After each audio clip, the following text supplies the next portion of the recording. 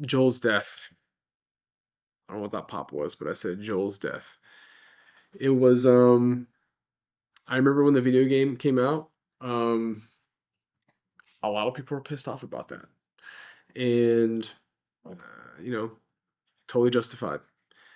Though what I didn't think it was fair was a lot of people wrote off that game just like they wrote off this show once it happened, even though there was a lot of show left. Because I feel like anytime you're gonna kill off a bigger character like that, what you hope for is that there's a big payoff for it. There's a really good reason why this is going to happen. What I hope for, at least my personal criteria, is that um, the filmmaker or the storyteller has something to say, and killing off this character plays a huge part in it. Because of this, it leads to all of this, and this is what I'm saying out of it. Whether you like what they're trying to say or not, that's a different story. For me, it works. And I feel like the questions that they pose from what happens in the show and what they're trying to say poses really good questions. Poses really good questions and to really make you kind of teeter on the lines of your ethics or your morality. In the first season, the big question is, do you think what Joel did to save Ellie, is he justified in that? You know, was he right or was he wrong to do that? When Joel gets beaten to death, you know, Ellie sees that. She sees that it happened right in front of her. That was her, basically like her father. And it starts off this revenge quest. And it starts off this, cycle of violence theme. And that because Joel killed everybody in that hospital, it included this doctor. And this doctor had a particular daughter who found out that it was Joel and wanted revenge. So she's also doing what she's doing in the name of love. She wants revenge. And she does. She finds Joel. Crazy coincidence how it all happens, but it happens. It's funny how life can be like that because life is also full of coincidences as well sometimes. And, you know, Joel paid the price for what he did. In her eyes, that was justification. And all she wanted was him. Of course, you saw Ellie, saw all that, and that started her revenge tour. Again, the cycle of violence because she couldn't, just forgive what happened. It just keeps on this murder spree, this revenge spree. So in this case, it's also in the name of love. And I'll just back up a little bit also, is that people are upset that Joel died, and they should be. If they really care about this character, totally understandable. Though think about like, even though he died, since he was such a big character, he still very much felt throughout the season. He still very much felt like he's there. And obviously, there's obvious flashbacks, so he's there. But I'm saying his name, like his memory, it carries weight. All the stories that he was, everything that he's done, and even after death, he's still there. And if you want any good comparison, honestly, think about like Game of Thrones. Ned Stark dying. Yeah, he died in season one, but his name and his memory still carries on throughout the whole show. Same thing, it happens the same thing in the books as well. Episode 6, man, it's just didn't expect that. You could watch that show, you can watch that episode on its own and you never seen anything else, and I feel like you would understand and you would be weeping. I remember me and my girlfriend were watching that show and we were just like crying. Like not like like "Woo," just like it was tears. Didn't say anything to each other for like, I don't know, I feel like a couple minutes. It just it was so I just was just like hit deep with that. Such a good episode. It's such a good way to show you how like how the cycle kind of continues. You just hope that it gets better. In the very beginning, how it establishes how his father's basically saying, "Hey, I might not be the best father, but you know, I'm trying, and I hope you can do better." And I see that come full circle at the very end, where Joel just says the exact same things to Ellie. I might be the best person, but I hope you can do better if you're able to have kids. And I think every parent that tries, that every parent that cares, they're not perfect. They mess up, and all of them would resonate with this. I bet you any parent that watched this episode from the beginning up until that moment will be weeping, guaranteed.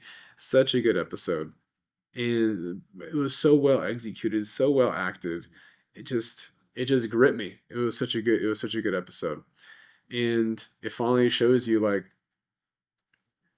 it just makes that heartbreak even more grand that Ellie was finally. I'm glad she was able to make up and be able to, all right, now we can start to grow, and then it's all just taken away, and you just feel the justification, like, okay, now I see why she's gonna kill me. I might not agree, I might not do the same thing, but it makes sense that somebody was brutally murdered in front of me that I loved, and we finally got to make up after years of like going in different directions. This all leads kind of the same question again. Is Joel, was he justified in all this? Is Ellie, is she justified in all this? Do you believe that what she's doing is the right thing or the wrong thing, or is no such thing? Is she justified? And I think she is justified. I think she's also not justified. I think it's easy to pick um, an argument on either side. That's what makes it so interesting and so powerful, in my opinion.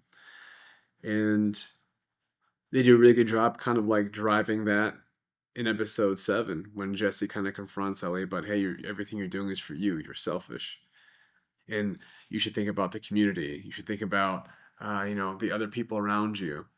And what Jesse doesn't fail to realize is that she basically says it, that Joel was her everything. Joel was her community.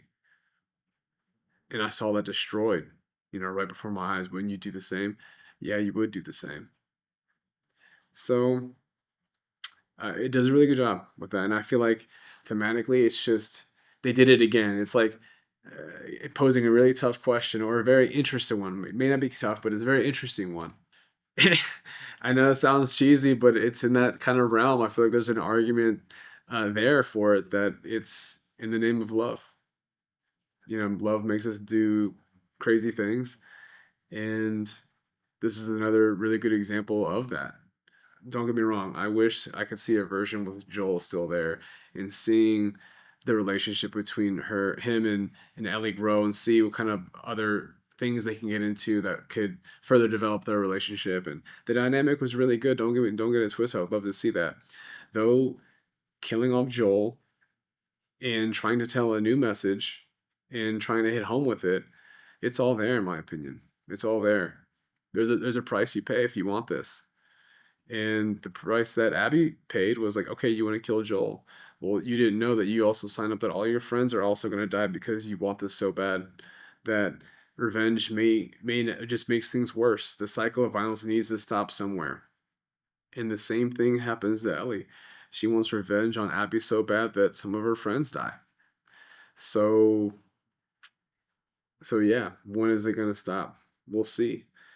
You see a huge cliffhanger there at the end, and yeah, we'll see. It looks like we're gonna see Abby's perspective on the whole thing. I hope you guys caught that. It's basically says Seattle day one, just how the whole season was up to Ellie's perspective, day 1, 2, 3. Looks like we're gonna see Abby's perspective. There was a lot of other things they definitely filled in there, like that sergeant guy. I forgot his name.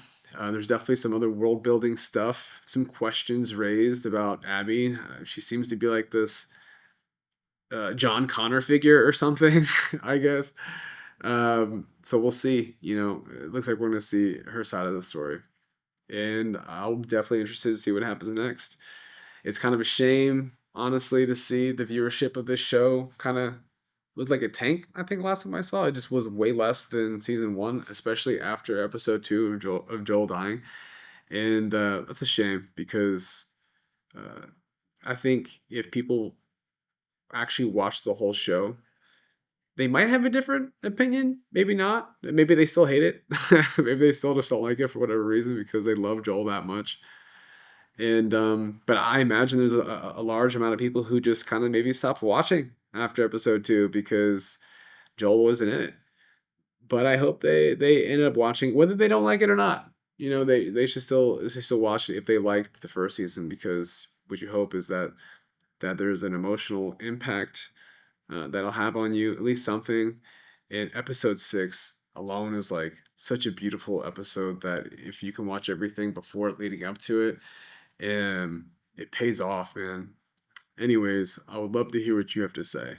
Did you like the season? You hated the season? You thought it was okay? I'd love to hear all of it. There's a ton of stuff that I did not go over, but I just kind of went over like the overall feelings, the overall message, the overall director's intent, and I feel like it was all there. And I had a great ride with it. I very much look forward to season 3. And yeah, thanks for watching.